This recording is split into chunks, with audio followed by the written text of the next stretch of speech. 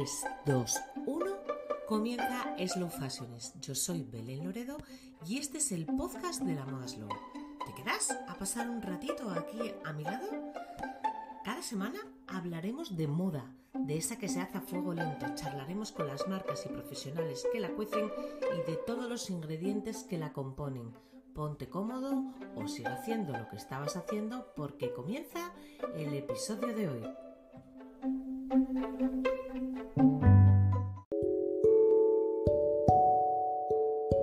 A continuación, la primera parte del podcast de hoy está dividida en dos por su longitud, así que espero que disfrutéis de Héctor Jareño. Hoy tenemos con nosotros para charlar sobre moda y de su marca, por supuesto, a Héctor Jareño Amieva, fundador y director artístico de Reliquiae España y Premio Nacional de Moda 2018. Sus diseños forman parte del armario de nuestra reina Leticia, lo que le ha facilitado un reconocimiento tanto nacional como internacional. Miembro reciente de la Junta Directiva de ACME, Asociación de Creadores de Moda en España, presidida por Modesto Lomba, está con nosotros hoy para charlar sobre todo este mundo de la moda, la marroquinería, que además él bien conoce y maneja, ¿no? Bienvenido a este podcast, Héctor. ¿Qué tal? ¿Cómo estás? Pues nada, voy aquí, como todos, como decimos, como tú dices mucho, navegando, ¿no? Y como yo te contesto a veces, buceando. Pues nada, peleando en este mundo que nos ha tocado y con esta situación en la que estamos, y cosa que no es fácil, ¿no? Entonces, yo quiero charlar contigo hoy como marca, por supuesto, como marca Reliquiae, pero también un poco más allá, como ese premio segundo, el premio de moda que conseguiste como miembro vocal de esa junta directiva a la que perteneces y como persona que está en este mundo desde hace mucho tiempo y que yo sé que además tú tienes una visión muy clara de muchas cosas y me apetece que hoy charlemos sobre ello y lo compartas con todas las personas que nos escuchan. Pero ante todo quiero que te conozcan, para el que no te conozca. ¿Quién forma la marca, cuándo nace y cómo aparece en el panorama de la moda Reliquiae? Vamos a ver, Reliquiae nace como marca en el 2012, aunque yo en fin, me barruntaba algo, yo creo que desde hacía algunos años antes. La marca empieza de una historia pues que no es una historia alegre. Mi padre, tapicero de profesión, que llevaba toda su vida trabajando la piel en tapicería, se jubila y la última obra que acomete es una obra de restauración del tren al Andalux, el tren de las grandes líneas de Feve que recorre Andalucía y Murcia, si no me equivoco. Él se ocupa, por supuesto, de la parte de tapicería de esa restauración y es una obra fallida en la que él ejecuta el trabajo adelantando los costes a partir del dinero de su fondo de pensiones, porque él interpreta que era una gran obra, y de hecho lo fue, con la que cerraba su carrera profesional, con tan mala suerte que la empresa intermediaria creada por Fede da en suspensión de pagos y mi padre nunca cobra ese trabajo. De manera que nos encontramos en una situación muy delicada a nivel familiar porque el plan de pensiones ya no está, la pensión de jubilación de un autónomo en este país es muy pequeña y el taller, dado que mi padre está en periodo de jubilación, pues no puede seguir generando ingresos, de manera que yo tomo una decisión, una decisión personal, que es abandonar mi carrera profesional, la que tuve hasta entonces, y ponerme manos, ¿no?, a la obra. No, yo no soy arquitecto, ¿no? yo soy interiorista de profesión. Vale, perdón, sí, interior, es verdad. Soy interiorista, aunque llevaba ya muchos años fuera de la profesión, porque es cierto Es cierto que yo sí empecé a trabajar en un estudio de arquitectura como interiorista y estuve trabajando como interiorista muchos años, primero en el ámbito de la arquitectura, luego en el ámbito de la arquitectura efímera, de las exposiciones, haciendo trabajos de museografía y museología, pero llevaba ya algunos años en los servicios corporativos del grupo de empresas para el que trabajaba como director de comunicación y adjunto a la presidencia. Y yo agradezco mucho ese devenir profesional porque aparte de la sensibilidad artística y de la sensibilidad estética de la museografía y del interiorismo, yo tenía un gran conocimiento, y de eso te das cuenta cuando lo pones en práctica, sobre las cuestiones de gestión de la empresa por ese último periodo en el que estuve trabajando en servicios corporativos del grupo empresarial. Entonces, bueno, pues con ese bagaje pues dejé mi trabajo y decidí hacer algo con el taller de mi padre, y ese algo fue transformar en el año 2012 el taller de tapicería de mi padre en un taller de marroquinería, en un proceso que no resultó nada fácil, pero bueno, yo creo que ahí sí es verdad que tomé alguna decisión equivocada y alguna otra también muy acertada, y así nació todo. En realidad nace de la necesidad. Bueno, como yo creo, Héctor, y poniéndonos aquí un poco sentimentales o profundos, creo que como muchísimos negocios, aparte de la ilusión, muchas veces salen de la necesidad, de la búsqueda de una salida, de una forma u otra. En vuestro caso había una base que era aquel taller de tu padre Juan, era tu padre de nombre, ¿no? Juan Sí. Jareño, que era un buen tapicero que estaba aquí ubicado en Gijón, y a partir de ahí vosotros, o tú solo o vosotros, tú y tu hermano o tú solo. ¿Quién? No, mi hermano es diseñador gráfico. Mi Tu hermano hermano va por... tiene, sí, mi hermano tiene su estudio su y ese negocio, es su historia aparte. un gran diseñador gráfico. Ok, pues desde aquí le saludamos. Pues eso, que al final, en búsqueda de una salida, en este caso, de pues un bache económico, ¿no? Un perjuicio que le generaron a tu padre, que es bien triste, ¿no? Al final de una vida laboral, de una vida entera laboral, pues verse en esa situación no es agradable ni deseable para nadie, ¿no? Entonces te lanzas con este proyecto tuyo nuevo, que primero tuvo otro nombre, ¿no? Si no recuerdo mal, que era Cuca Reliquia, Sí, sí, y sí. luego redondeaste en Reliquiae. Reliquiae tiene, yo creo, un hito, un antes y un después, y corrígeme si me equivoco, porque eres tú el único licitado para hablar de tu marca, que es el que la reina Leticia se convirtiera en tu clienta, ¿no? Ese momento en el que ella... cuéntame un poco de cómo fue, cómo lo recoges, cómo lo viviste, fue casualidad, fue intencionado. Yo creo, voy a empezar por el principio, yo creo que realmente este no es el gran momento de No Reliquiae, es. sin quitarle ningún tipo de valor, Vale, porque para mí perfecto. Sí, sí, sí. lo tiene en lo profesional y lo tiene, si quieres, mucho más en lo personal, pero no es el gran, No. no es el descorche de Reliquiae. Vale.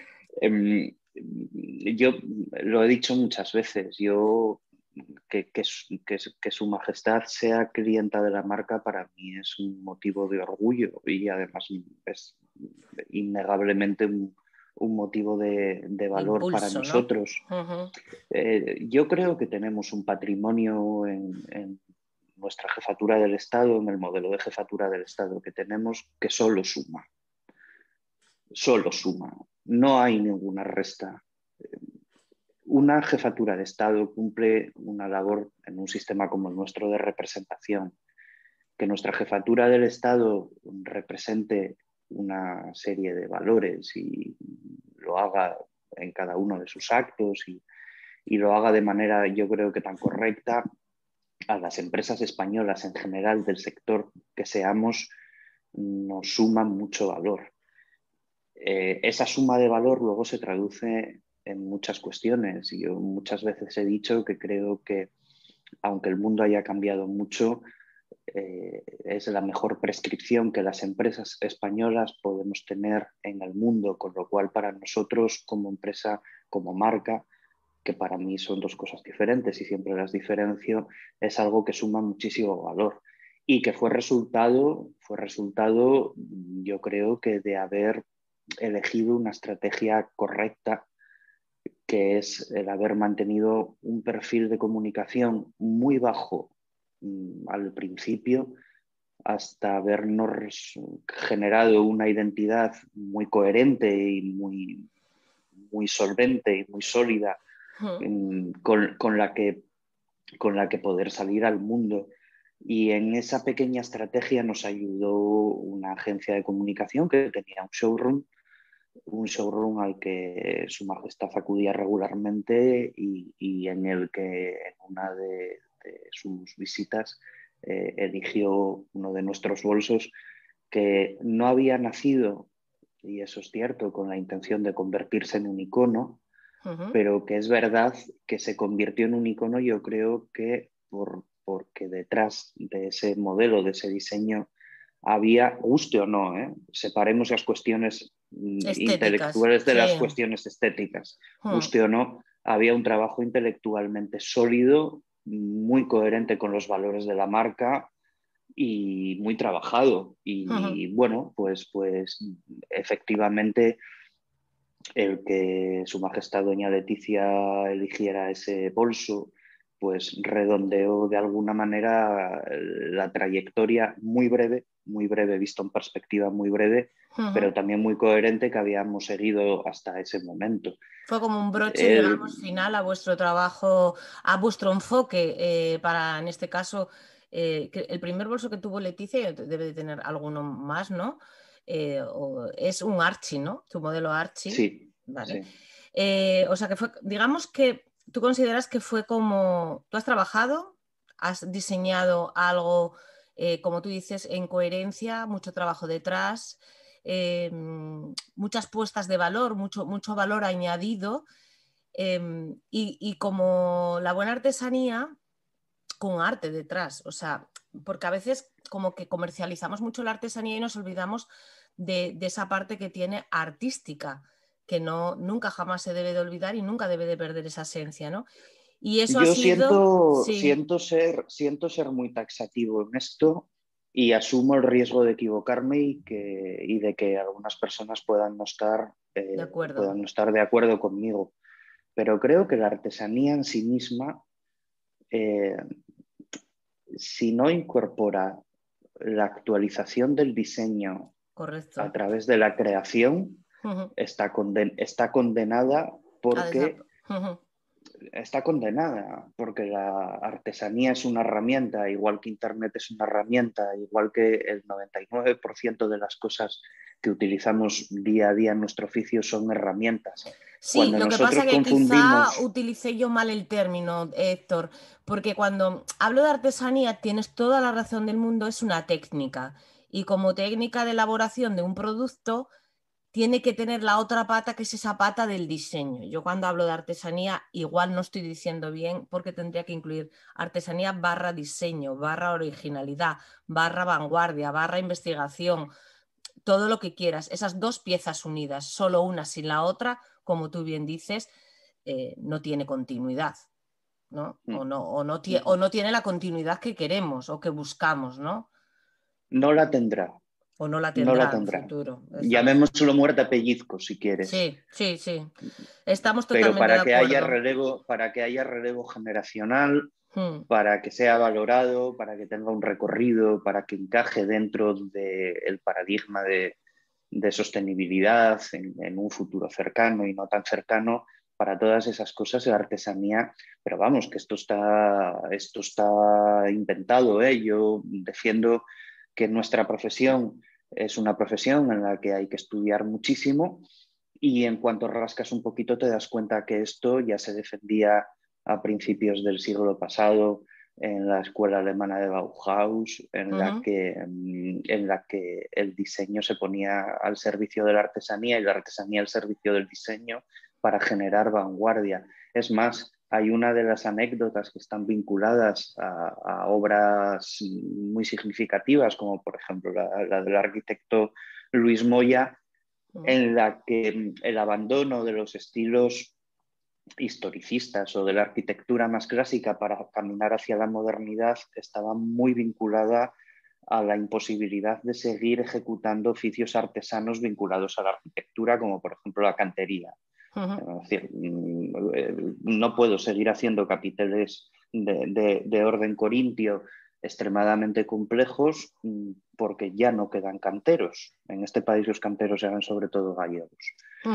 Y eso ocurre en un momento determinado. Y yo no puedo seguir haciendo bolsos si no quedan artesanos marroquineros, pero los artesanos marroquineros, si no se actualizan a través del diseño, tendrán un producto desfasado con un público cada vez más pequeño y su oficio se morirá con ellos porque no habrá relevo generacional. Aunque todo esto sea una simplificación y aquí podamos hablar de relevo generacional, de modelos formativos, de formación profesional dual, claro. de muchísimas cosas, Sí, sí. un dibujo de trazo grueso podría ser ese perfectamente. Claro, porque además hay una cuestión que no se nos puede escapar y aparte de lo pasional de algo, la parte artística, la parte corazón, y lo mencionaste tú al comienzo de esta entrevista, cualquier negocio, cualquier apuesta, cualquier marca tiene que tener dos patas. Una es la empresarial y otra es la artística o la creativa, ¿no? Si una de las dos patas falta, el proyecto no sale adelante. Pues en el caso de los artesanos ocurre lo mismo.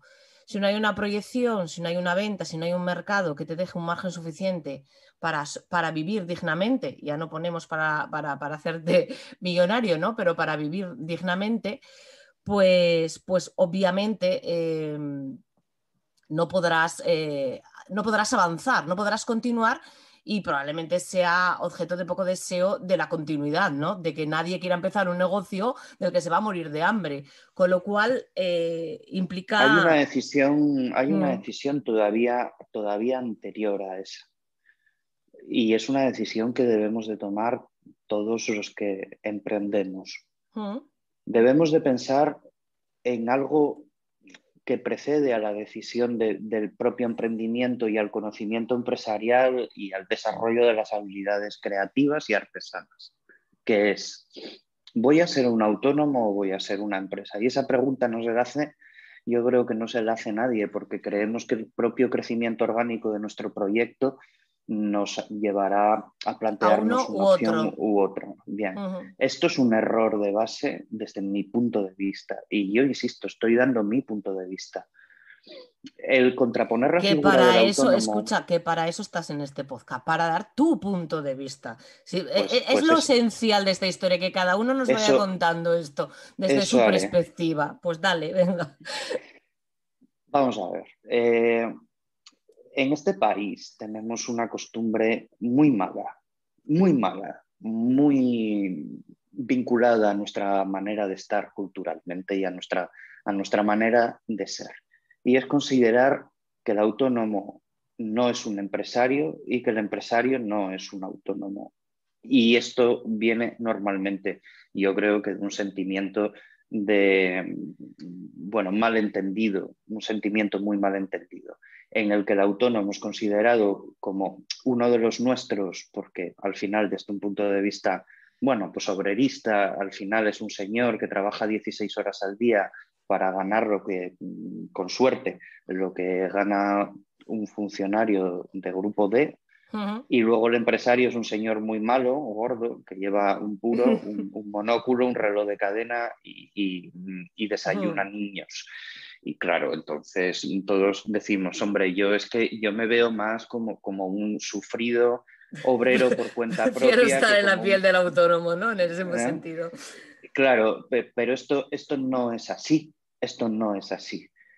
El autónomo tiene que empezar a verse a sí mismo como un empresario y debe de entender que su vocación tiene que partir de la base del crecimiento, porque lo que tiene entre manos es una empresa y la responsabilidad de pagarse su propio salario es suya. Con lo cual, en el autónomo aplican la gran mayoría, por no decir todas, las verdades de la gran empresa, solo que escaladas. Sí. y dimensionadas. El error normalmente del autónomo es que, y yo soy hijo de autónomo, soy autónomo, por supuesto, y esto lo tengo estudiadísimo y lo tengo muy hablado con mi padre.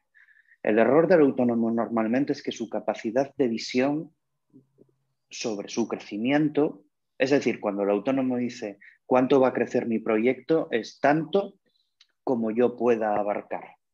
Y ese es mi límite. Y esto lo ves muchas veces. Yo ayudo a personas que emprenden a emprender y la primera pregunta que les hago siempre es ¿cuál va a ser tu salario? Y normalmente te dicen, no, yo en un periodo de emprendimiento no voy a cobrar. Y yo vuelvo a hacer la pregunta, digo, de acuerdo, pero ¿cuál va a ser tu salario?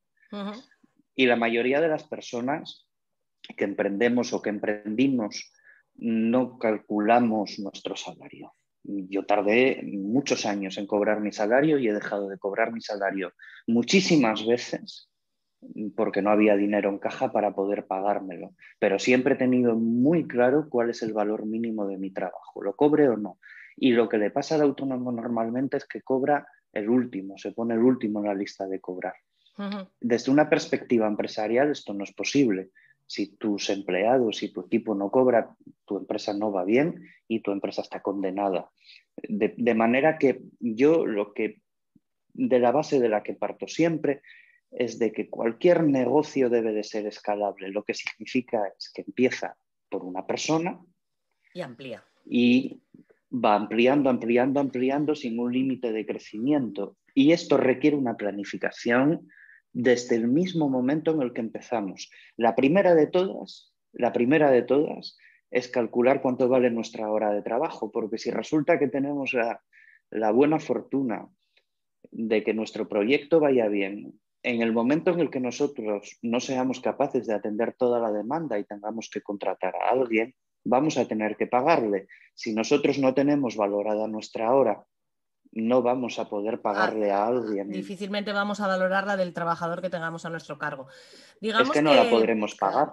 Digamos que tendríamos que partir de un concepto de autónomo de que tenemos una empresa que puede ser unipersonal en el inicio, pero con visión de tener más empleados, ¿no? O en ese intento de crecimiento tener más empleados. Y como casi toda acción empresarial, todo aquello que no esté planificado no va a llegar a un buen puerto. Sin planificación no hay nada, ¿no? Y sin una visión, al menos a corto plazo. Es complicado y es difícil. Y por eso tiene que salir un poco esta vena, además de la artística, cuando estamos hablando del caso en el que conforman esa empresa una sola persona y en esa persona conjuga, pues eso, el ser el fundador y el ser el creativo o el artístico de la historia, ¿no? Hay veces que tenemos como creativos, y yo me indico en este plano, pues a lo mejor más dotes a la creatividad que más dotes a los números, pero tenemos que tener ambas o desarrollar ambas, porque si no, digamos que podemos estar, o seguro estaremos perdidos, ¿no? Salvo que otra persona con esas dotes nos eche un cable, nos ayude o coparticipe en el negocio. Vosotros, o tú y tu equipo, ¿no? Porque, Héctor, ¿cuántos trabajadores tienes ahora mismo? 11. 11. Si hubiera oído esa cifra yo, probablemente alguna otra vez que hablé contigo, que erais 11. Es una responsabilidad, lógicamente, cuando tú estás trabajando solo para ti y arrancando tu propio salario, digamos que el nivel de responsabilidad lo tienes contigo mismo, con lo cual es menor. Cuando tú estás trabajando y estás liderando un equipo de 11, el nivel de responsabilidad, digamos, aumenta. Yo creo que esta básicamente es el mayor ogro o el mayor demonio que teme ese autónomo que no quiere crecer, ¿no? Que de hecho hay muchos que lo dicen, que dicen, no, si no quiero crecer, yo quiero quedarme así. ¿Nunca has oído esta frase? Quiero seguir trabajando así, yo no quiero más, yo quiero esto. Me resulta desincentivador, prefiero no oírla. Pero se dice, tú sabes que se dice muchas veces. No, ¿por qué? Porque a lo mejor me sobrepasa la idea de poder ser una empresa más grande. Yo sí te digo, en mi foro interno, en mi interior, cuando yo inicié mi negocio con mi marca, sí realmente yo sí pensé en un futuro, en una posibilidad de escalar esa parte, ¿no? Ahora la cuestión es cómo vas haciendo esa escala. como los caballos del hípico, ¿no? Saltando todas, porque desde que yo empecé, más que crisis y obstáculos no hubo. Yo creo que fue la época más convulsa, ¿no? De toda la historia. Pero ir escalándola. Pero sí que en la visión está y obviamente si tú quieres alcanzar, si tú quieres que se conozca tu trabajo, necesitas ayuda. Tú solo no Es que puedes. no, pero yo o sea, como cantaba Manolo Escobar, me revelo, me revelo. Vamos a ver, Lo dice. si tú quieres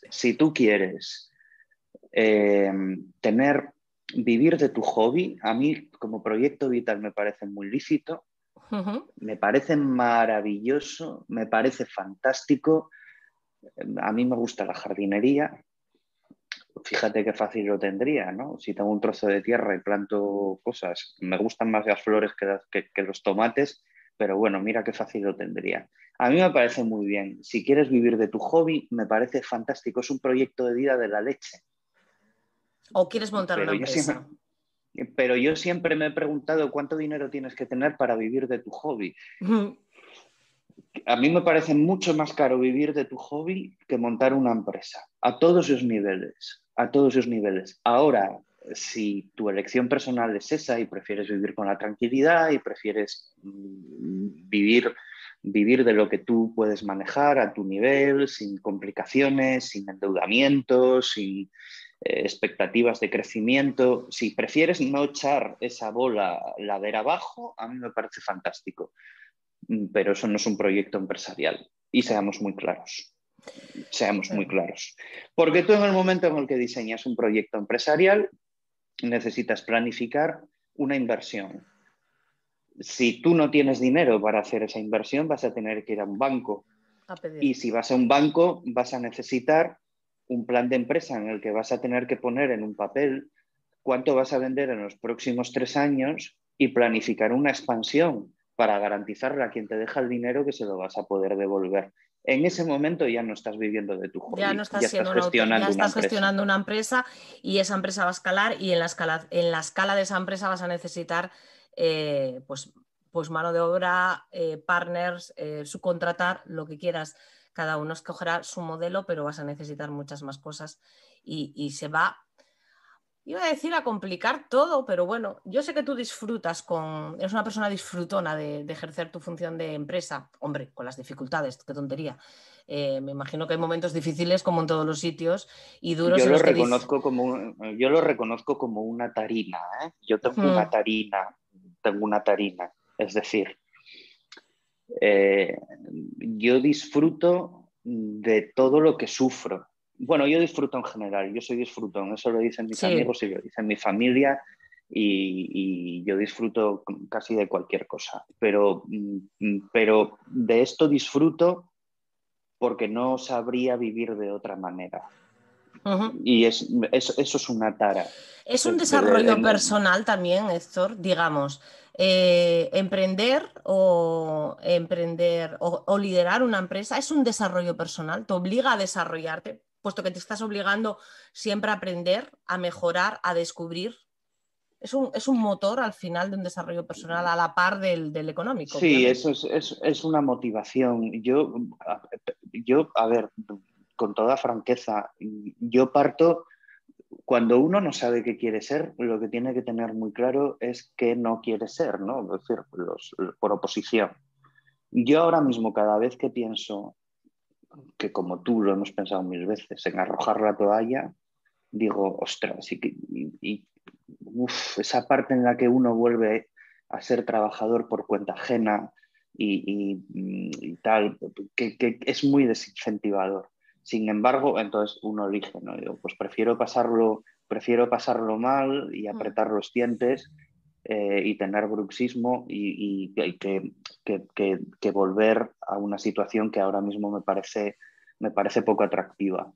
¿Es incentivador? Es muy incentivador. Mira, yo, yo creo que la vida es estudio. No entendamos el estudio como una disciplina de acumulación de conocimiento y evaluación de conocimiento, sino como un proceso de aprendizaje con H intercalada.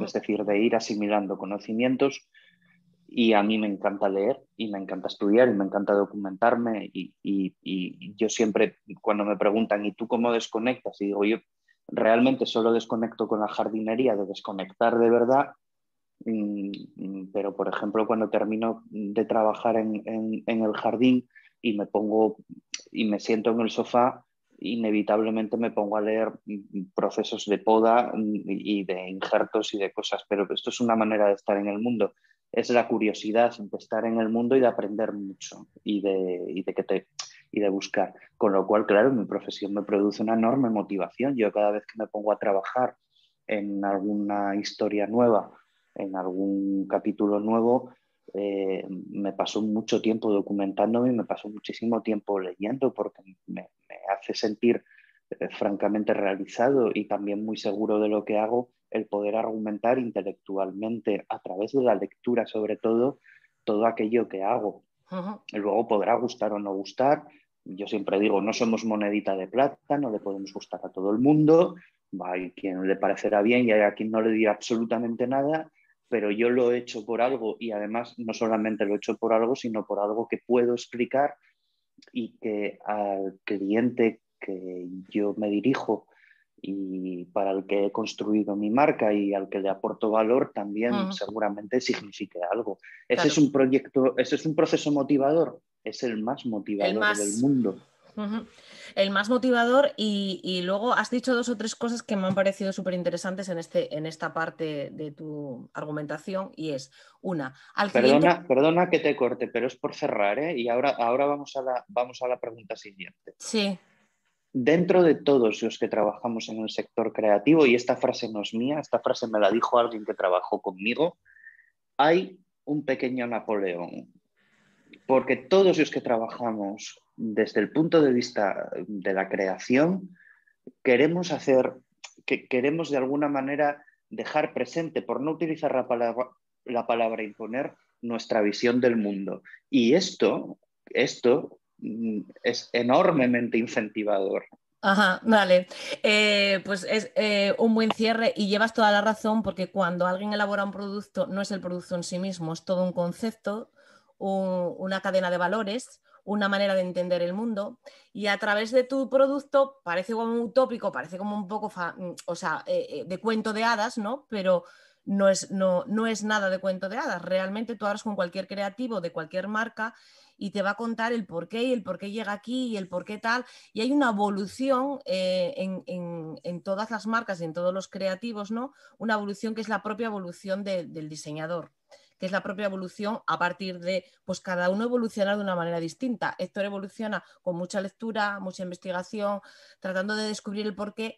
Y además, que era lo que te iba a decir antes, que te da las armas para defender tu producto pues eso, cuando lo vas a vender, cuando vas a explicar por qué tiene este valor, por qué tiene este coste y cuando vas a decir, además de sostener un bolso, en este caso, delante de tu clienta, le vas a poder explicar qué es ese bolso, que aparte de ser X, o sea, piel, no sé qué, con un cosido X, con una trazabilidad tal, que luego ahora quiero que me hables un poco de sostenibilidad, con un proceso de producción que le aporta esta calidad, tiene más, tiene que tener más, tiene que tener ese alma, ¿no? Y me imagino que toda esa, y corrígeme si me equivoco, investigación, todo ese bagaje que vas adquiriendo es el que le va a aportar el alma al Archie, bueno, a otros modelos, ¿no? Que tienes más, no solo el Archie. En mi opinión, eso no funciona realmente así, porque yo te lo pregunto, ¿por qué tu marca no se llama Belén? ¿O por qué la mía no se llama Héctor? Y Bueno, la yo creo que respuesta a tras eso, hay a lo mejor más una estrategia ahí, cuando haces o pones el nombre a una marca, hay otros valores, ¿no? Que tienen que tenerse en cuenta a la hora de nombrar una marca, o sea, de hacer el branding de la marca, de decidir cuál va a ser el nombre de tus productos, más yo allá de la creo que creatividad. hay una realidad que se enfrenta un poco a esto último que tú decías, y es que yo no soy reliquia, ¿eh? Yo no soy Reliquiae, con Separas lo cual, a Reliquiae con Héctor Jareño como marca personal, ¿no? Hay una gran es que diferencia. sí, mira, hay una cuestión estratégica en coherencia con lo que hablábamos antes. Y si yo un día me pongo malo y Reliquiae resulta sigue siendo que, adelante. Ya, te entiendo. quiero decir, y otra cosa, y si yo mañana resulta que estoy muy feliz y me apetece hacer no sé qué cosa porque estoy muy feliz, pero dentro de 15 días, como a lo mejor soy cicloquímico o se me acabó el lorazepam, estoy muy triste Sí, y entonces pero decido hacer cosas negras, entonces, ¿qué pasa? ¿Que todo eso tiene que volcarse ¿y en tú la crees, marca? pero tú No, crees no, que no, relativa, pero no, tú no. crees que pero de verdad Reliquiae no tiene de Héctor Jareño en un porcentaje altísimo y Héctor Jareño no tiene de Reliquiae? Siendo el director artístico, porque tú no eres el gestor de la marca, el fundador de la marca y luego tienes un director artístico, tú eres ese director artístico. Sí, Digo, es mi pregunta. y si yo tuviera que elegir, y Sí, si yo tuviera que elegir, seguiría siendo el director artístico sí. y dejaría de ser el consejero delegado. Eso es una elección que yo tengo muy claro. Pero vamos a ver, en las grandes marcas, ¿Eh? y cuando nosotros hablamos de ¿Eh? estrategia empresarial, esto hay que saberlo, luego tú le haces caso o no le haces caso. Pero en las grandes marcas, al director creativo lo nombra el CEO. Sí, Es decir, aquí viene un señor que se lee el cuaderno de marca y dice, vamos a necesitar a un tío que comparta los valores de la marca. ok. Y entonces, a partir de ahí, abre un proceso de selección en el que me encuentro con 200 tíos creativos que cada uno tienen su genio y tienen sus valores y tienen sus colecciones y sus portfolios y sus no sé qué. Y entonces de todos estos, yo escojo el que se adecua más a los valores de la marca. Vale. Es decir, la marca se crea, cuando se crea una marca, se crea para que perdure. Las hay que perduran y las hay que no Que lo no, y consiguen hay quien se estrella y hay quien no llega, está claro, porque la sí. estrategia empresarial pues va bien o va mal o lo que sea. Pero Ujú. el director creativo está al servicio de la marca. Y yo muchas veces he dicho que el mayor enemigo del creativo es el ego y que a los creativos, cuando nos ponemos el sombrero de creativos, deberíamos de llevar detrás a un procurador que nos fuera diciendo, recuerda Por que eres aquí, humano, recuerda que acuérdate. eres humano, recuerda que eres humano, recuerda que eres humano, o en el caso de los que nos dedicamos al diseño en el sector de la creación bueno, de moda o de lo que sea, deberían de decirnos, no eres tú, es la marca, no eres tú, es la marca, no Está eres claro. tú, es la Vale. marca. Está claro, hay unos parámetros que la marca tiene que seguir y por mucho que te apetezca, y estoy de acuerdo contigo, y de repente ves algo que dices, ostras, qué guay, no sé, pues a mí me apetecería hacer algo de este estilo, pero no casa nada con la línea de tu marca y no tiene cabida dentro de la marca, aunque a ti, porque además, entre otras cosas, se nos suele ir bastante la pinza. Entonces se te puede decir en un momento dado, guau, pues yo haría ahora. Y dices, no es el momento, no es el lugar y no es lo que necesita la marca. Eso estamos de acuerdo.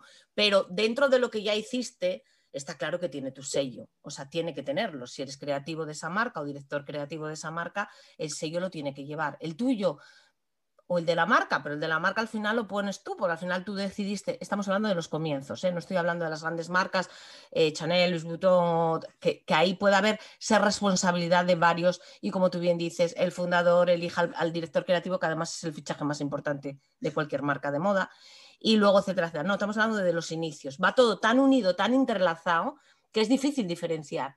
Que haces muy bien en decir que hay que diferenciarlo, Héctor, porque puede que sean las bases de un futuro, pero que es difícil porque está todo muy entrelazado, porque al final parte todo del mismo Pero cerebro.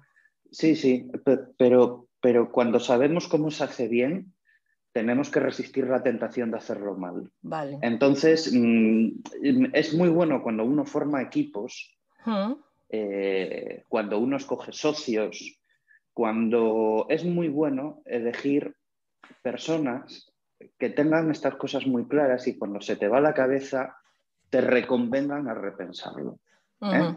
Ujú. En fin, Te estoy entendiendo, Héctor, te estoy entendiendo. Espero que no estés... tengamos Yo lo una... que pasa es que quiero que me expliques bien todo eso, pero yo te estoy entendiendo por dónde quieres ir y estoy entendiendo lo que nos quieres explicar. Yo lo estoy entendiendo. Lo que pasa es que yo estoy haciendo como un poco de abogado del diablo y poniéndome en la piel, en la mía, de mano, ¿no? Y en la piel de muchos.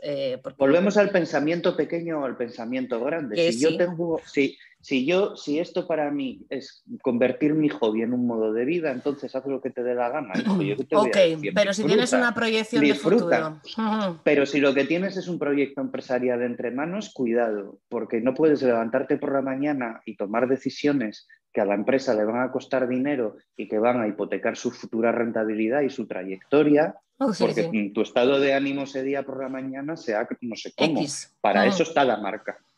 La marca está para salvaguardar el que tus Totalmente. estados de ánimo no afecten a lo que haces. Perfecto. Además, es una. O sea, todo esto que nos estás diciendo es algo que está ahí No digamos. somos artistas, no somos artistas, no somos artistas. No somos Goya y podemos atravesar una etapa negra, ni somos, o sea, no estamos, nosotros somos pintores de corte. Somos pintores de corte y Ah, ah. entonces tenemos, Me ha ten- encantado esa visión de la historia. Somos te- pintores te- de corte, nos contratan para somos pintar una escena más bonita posible. Sí, efectivamente, a mí Reliquia me tiene contratado. Sí, Por ahora, a lo mejor luego me despiden. que sí, que Reliquia sí. me tiene contratado para, en base a los valores, a sus valores, generar unos diseños y gestionar unas colecciones. Y ya está. Y poner en el mercado Mira, un cuando nos, producto vendible, ¿no? Un producto que guste y un producto que tal, porque No, tampoco de es. los dos, porque a lo mejor hay que poner en el mercado un producto que resulta invendible, pero es absolutamente icónico desde el punto de vista de la transmisión de valores Ujú. y se convierte en un oscuro objeto de deseo, pero luego resulta que las lentejas, como decía un gerente que trabajó conmigo, sí, sí, Sí, esto es muy bonito, pero ¿y las lentejas? Que es al sí, final de lo que nos alimentamos todo. ¿Y las lentejas? ¿Cuántos de claro. estos crees que vas a vender? Y digo, pues no sé. Y yo, la verdad es que no sé qué. Me dice tres, ¿no? Y digo, bueno, pues sí, probablemente venda tres, nada más. Sí, claro, pero es muy complejo. Y me dice, pues ya está. Me parece muy bien.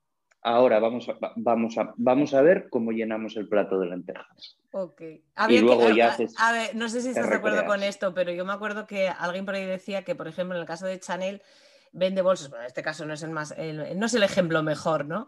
Pero su mayor ingesta económica, ¿no? Acaba siendo perfumes y barras de labios. Toda otra serie, toda esa línea cosmética, ¿no? A la que alcanza todo el mundo y que Y, le reporta y, un montón de dinero. efecti efectivamente, el huevo y la gallina. Y entonces Chanel, que era una señora de aspecto frágil, enfermizo, bien, pues yo diría que convencional, eh, se pintaba los labios de rojo como expresión del poder femenino, de su propio poder femenino. De esto hay unos trabajos de Inmaculada Urrea absolutamente fantásticos y una tesis pública, si no me equivoco, sobre Chanel y el lenguaje de la comunicación, que es proverbial, y Uh-huh. utilizó todo su simbolismo, lo condensó en un perfume que a día de hoy sigue siendo el más vendido del mundo Uh-huh. y probablemente la mitad, y me quedo corto, de la gente que se lo compra por su simbolismo y no porque le guste su fragancia, porque su fragancia es absolutamente anacrónica. Seguro. Pues bueno, ¿sabes por qué es eso? Pues por lo mismo que Chanel sigue existiendo después de muchos años de haberse muerto Coco. Coco. Ahí es un claro Claro. ejemplo de lo que tú hablabas de tal. Sin embargo, ella lanzó la marca en consonancia a su viva imagen, bueno, o haciendo entender, no a su viva imagen, no, ahí llevas eso, no era su viva imagen, era haciendo, ilusionando a la mujer de entonces, ¿no? De un cambio, de otra forma que perdura por los años, el mensaje de Coco, ¿no? Y, y se adueñó, digamos, de alguna manera de la elegancia de esa palabra y es el día de hoy que sigue haciendo eco. Y yo creo que las mujeres que a lo mejor llegan a comprarse eso llega a ser ese elemento fetiche al que alcanzan, y lo que tú bien dices, poco importa el olor del perfume o si el rojo carmín de Chanel te queda o no te queda bien, que a lo mejor te queda como un saco, pero ahí te empodera, ¿no? Ahí hay una cuestión de feminidad y de empoderamiento femenino, también por su condición muy feminista. Pues eso son, pues evidentemente porque detrás de Chanel existe un arquetipo Sí. que hace que funcionen una cosa que Inma llama las neuronas espejo, y que hacen que tú cuando ves eso te identifiques o identifiques esa parte de ti con ese arquetipo que obviamente es el gobernante, y fue la mujer la primera, bueno, no sé si fue la primera, hubo otras, pero desde luego es el arquetipo de la mujer poderosa,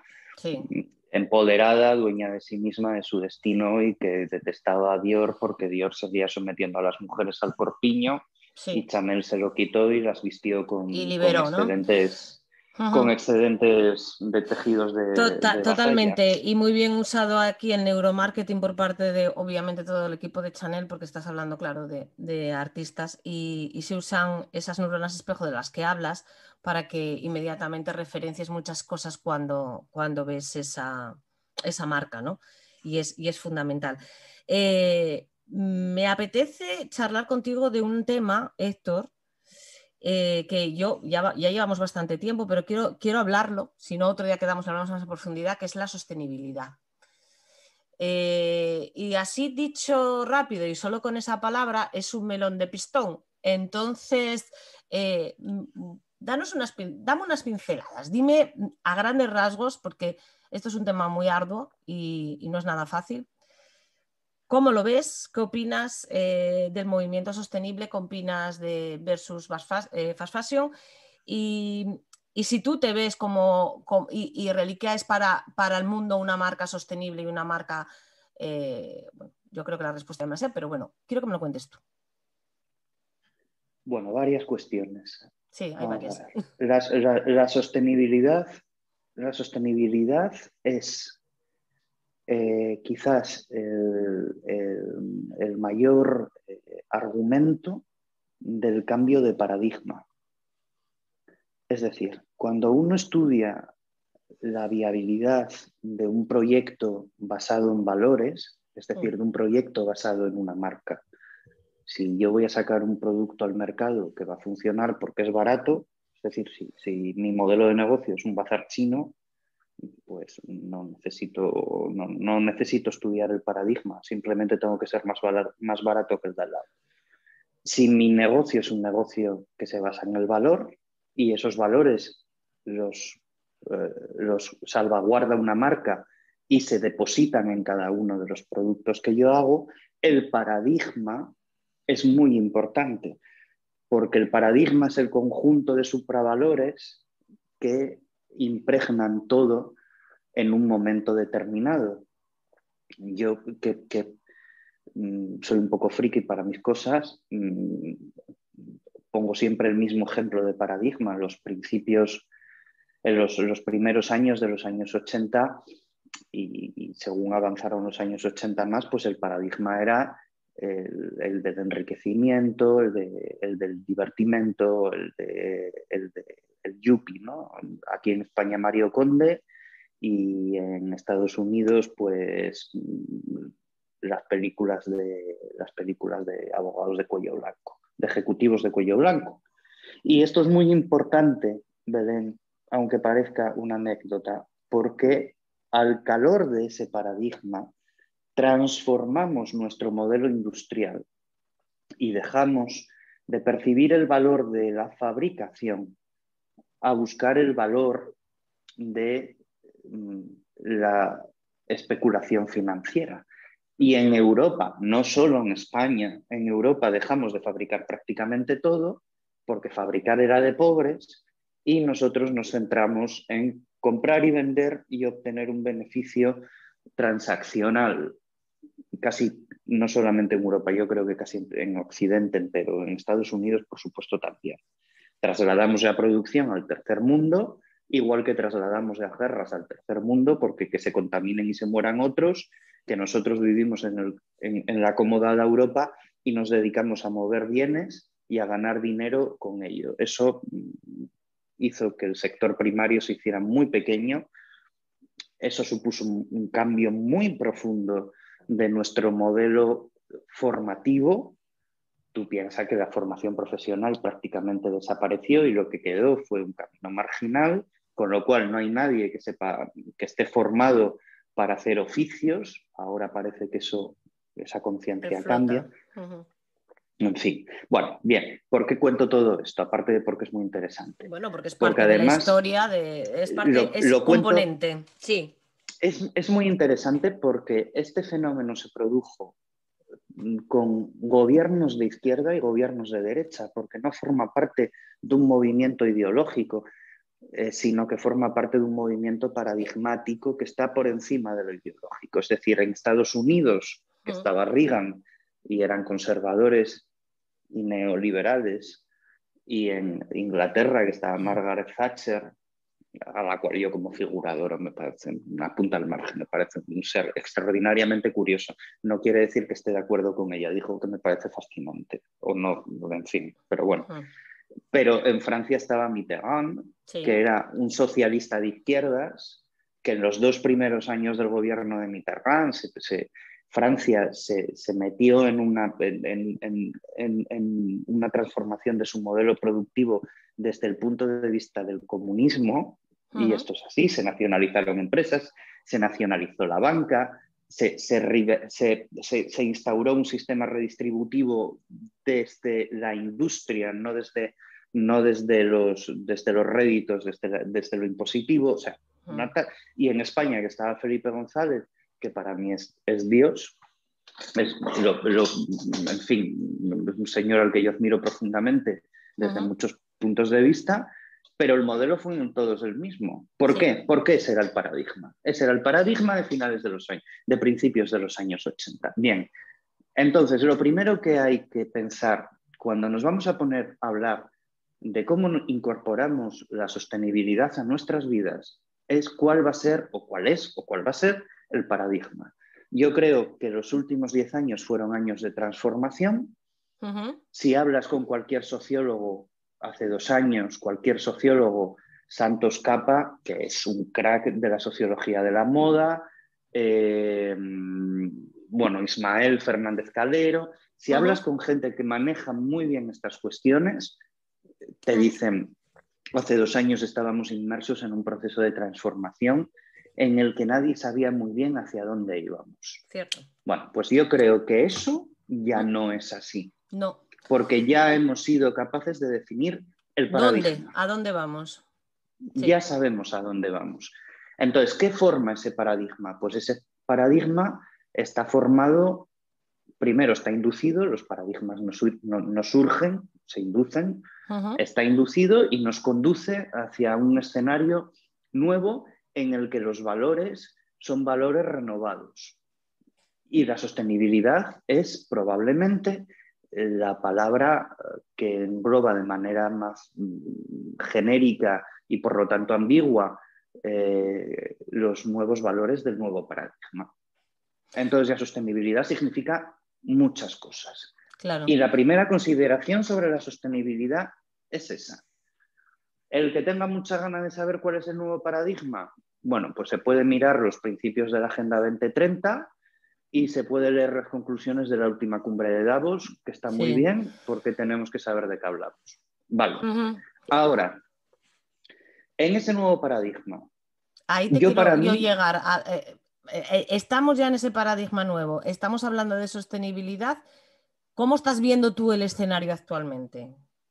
Este escenario de sostenibilidad. Pues estamos en un periodo de introducción del paradigma. El paradigma está plenamente implantado, pero hay que ir introduciéndolo poco a poco y tiene que ir permeando a todos los estratos de nuestro día a día.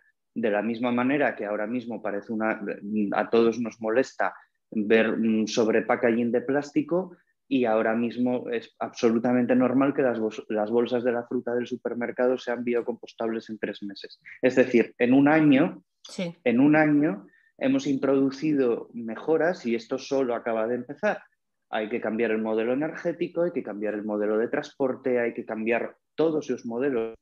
Todo esto va a influir de una manera o de otra en el modelo de consumo, porque hay una realidad que es de la que parte todo esto, y es que sea desde el punto de vista de la izquierda, desde el punto de la derecha, desde el punto de vista de la escuela comunista o de la escuela capitalista, sea como sea, nuestro modelo económico desde el siglo XVIII está basado en la extracción de recursos no renovables, y eso se acabó. Se acabó. Eso se acabó, como dice el otro, porque se acaba el mundo y decía uno, bueno, el mundo no sé si se acaba. Los que nos acabamos somos nosotros, la raza humana, porque probablemente a lo mejor el mundo vea la forma de salir adelante y de reinventarse.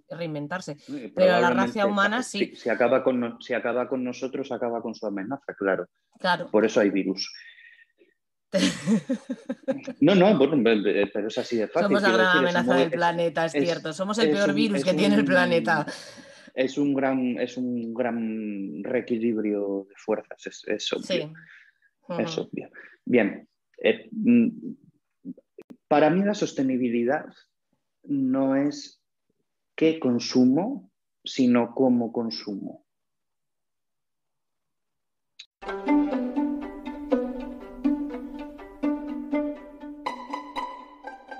Hasta aquí el episodio de hoy. Espero que te haya gustado. Si es así, no dudes en suscribirte para no perderte ninguna de nuestras citas. Solo me queda recordarte que este podcast lo ha patrocinado Cuerocas, nuestra marca de bolsos en piel.